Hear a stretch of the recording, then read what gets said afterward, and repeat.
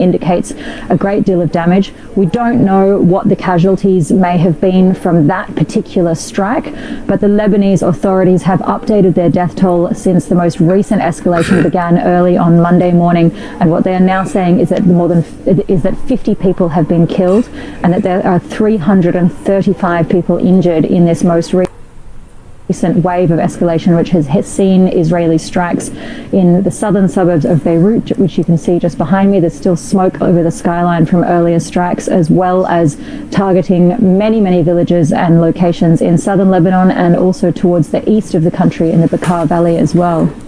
Right, and Heidi, Israel has given orders to expand its ground presence beyond 5 posts that it already holds inside of southern Lebanon.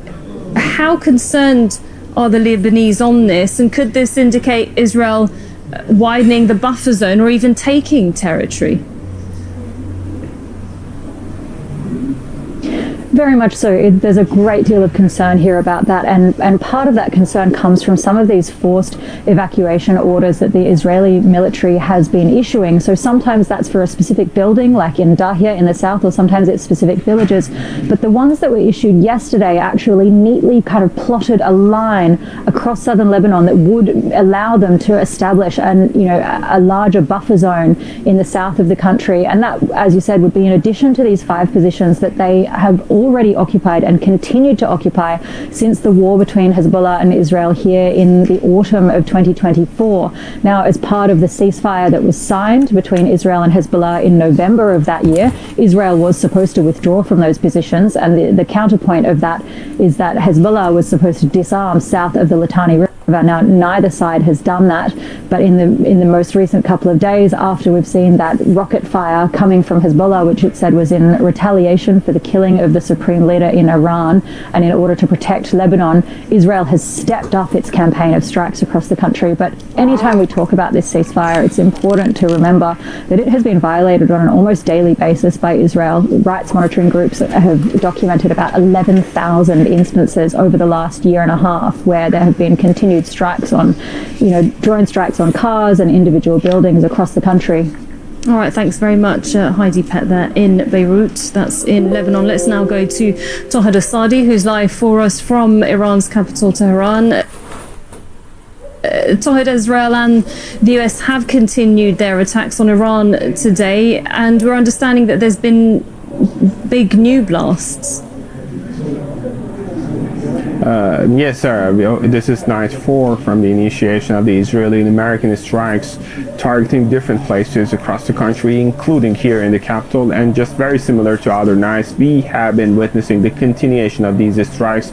In the night, sounds of explosion were heard. Of course, yesterday we've got heavy bombardment targeting different facilities, specifically military facilities across the Iranian capital, among which I can refer to one police station in downtown Inqilab Square, and that sounded like a very massive one indeed.